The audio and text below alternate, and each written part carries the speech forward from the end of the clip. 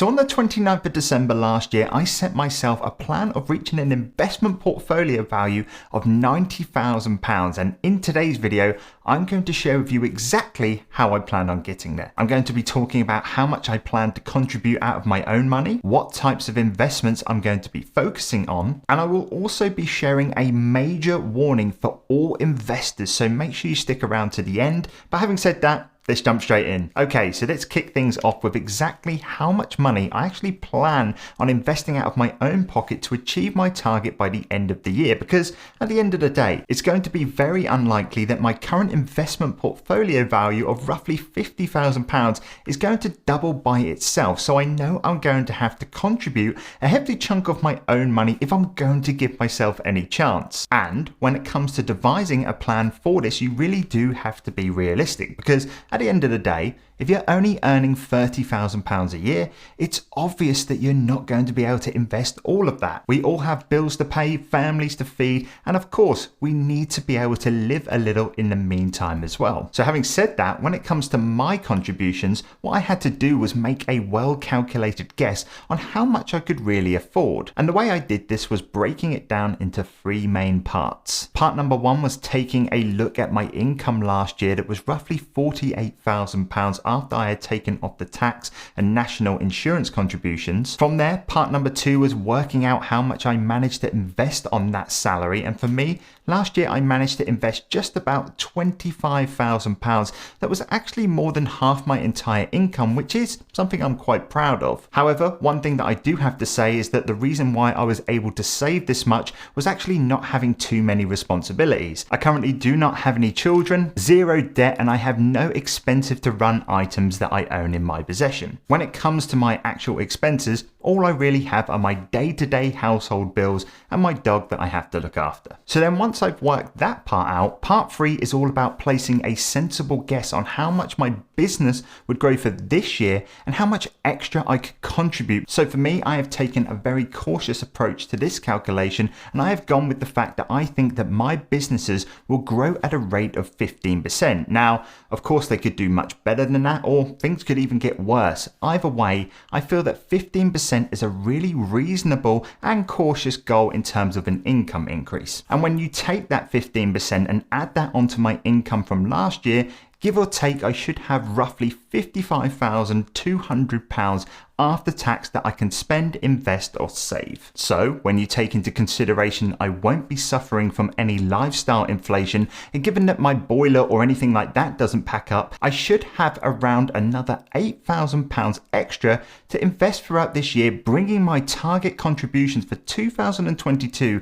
to £33,000. Now when you go ahead and add that £33,000 onto my already existing value of £50,000, I will have £83,000 in total portfolio value and only be £7,000 shy of my end of year target. But of course, the main thing that we have forgotten right here is that this is not counting any kinds of investment gains or dividend payments for that matter of fact. So let's get into them right now. All right, so picking the right investments is of course going to be such an important factor towards helping me achieve my £90,000 end of year target. But there is one step that is even more important than this, and that is making sure that I am investing in the most tax efficient way as possible. So let's start with that. And first up, what I will be doing is investing most of my money into my UK stocks and shares ISA that I hold with a company called Hargreaves Lansdown. There are similar equivalents in the United States like a Roth IRA, but essentially what a stocks and shares ISA account allows me to do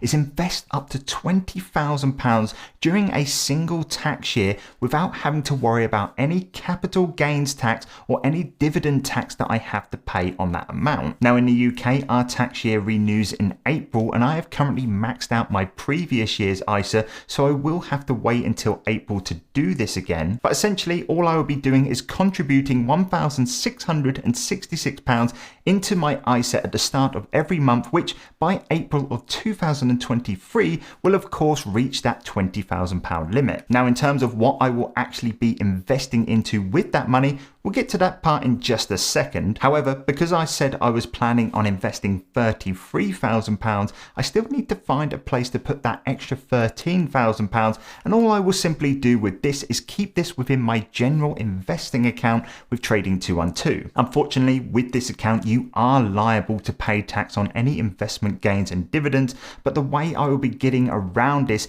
is by sticking with my strategy of buying growth stocks that typically do not pay a dividend for starters, and by also buying stocks that I have no plans on selling for at least 5 to 10 years, because when it comes to tax on investments and capital gains, you only pay tax on the equities that you have actually sold. Not tax advice, it's just the way it works. So now that we know that, let's actually jump into what investments I'm actually going to be making, and starting off with my biggest contributor, and that is going to be my Vanguard S&P 500 and FTSE 250 ETFs. And for me, just like the year just gone, this is going to be the absolute backbone of my investing strategy going forward. This is the investment that I do not expect to go absolutely crazy with gains, nor lose a massive amount if things went sour. It just simply sits there and accumulates over the years with solid returns and decent dividend payments. I have always set myself a target of 50% of any investment contributions to go towards my 2 ETFs that I hold,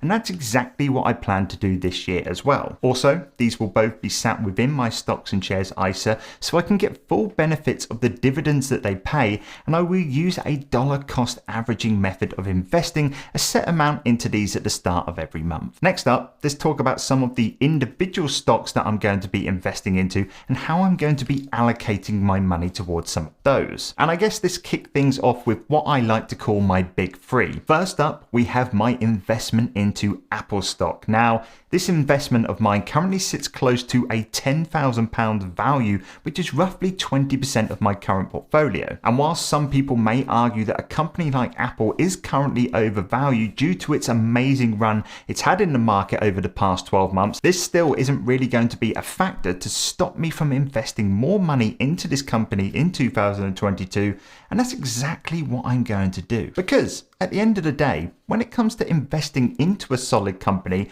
with a 10-year mindset like myself, it really doesn't matter what the price is right now, because the likelihood is it's going to be completely different all that time in the future. So having said that, I would be completely unfazed if I was to go ahead tomorrow and invest into Apple stock and it was to crash the day after, because what I would be doing is using a dollar cost average method. So if the stock was to drop further down in the future, I would simply just be able to pick that stock up at a cheaper price. And like I said, in 10 years, the price is going to be completely different anyway. Next up, we have Facebook or Meta, and I will most certainly be piling some more money into this company for one main reason, which you could probably guess, and that is the metaverse and Web 3.0. Yes, I am one of those people that truly believe that the entire Web 3.0 movement is the internet all over again. However, just like the dot-com bubble back in 1995, a lot of these metaverse companies trying to do the whole 3.0 thing are going to get burnt. However,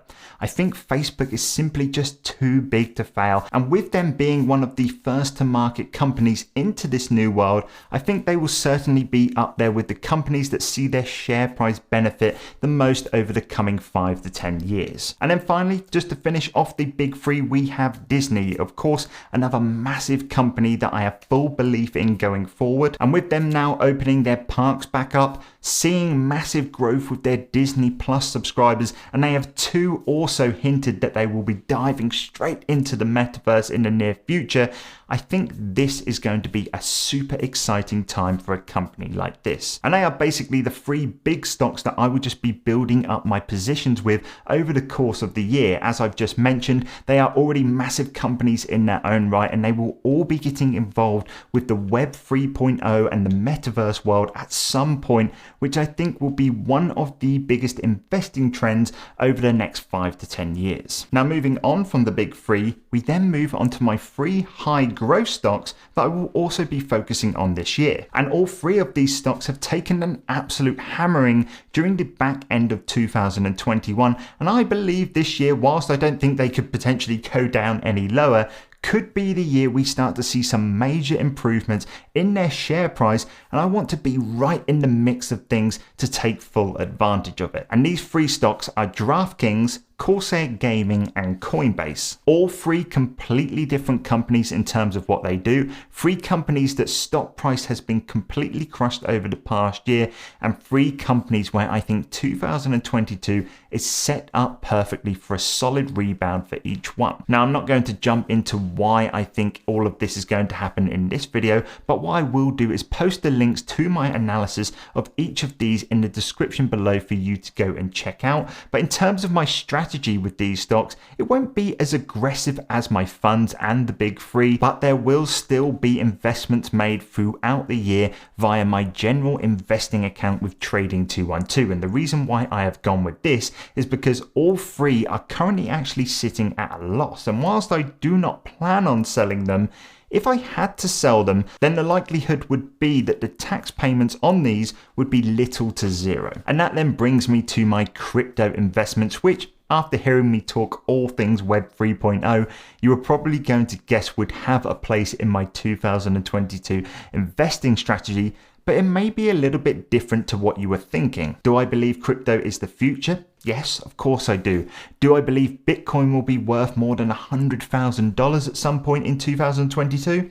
Also, yes. Am I willing to risk a large percentage of my hard-earned money on my prediction? Absolutely not. So when it comes to my crypto strategy, it will consist of regular investing as I have always done with it, but the amount will be such a small percentage of my overall portfolio. What I've essentially done is always aim to hold around 5% of my portfolio as crypto holdings, and basically all I will be doing is investing accordingly depending on what that number currently sits at. In terms of the actual coins I will be investing into, it is going to be very boring and simple, with Ethereum being my main priority, Cardano sitting just behind that, and maybe a bit of Solana once I've done a little bit more research. But when you combine my contributions to my ETFs, my big three companies, my growth stocks, and then of course my crypto, alongside a little help from the market, I should be able to easily reach that £90,000 value mark come January of next year. Now, I did say at the start of the video I had a warning for investors, so if you are still watching at this point, first off, thank you,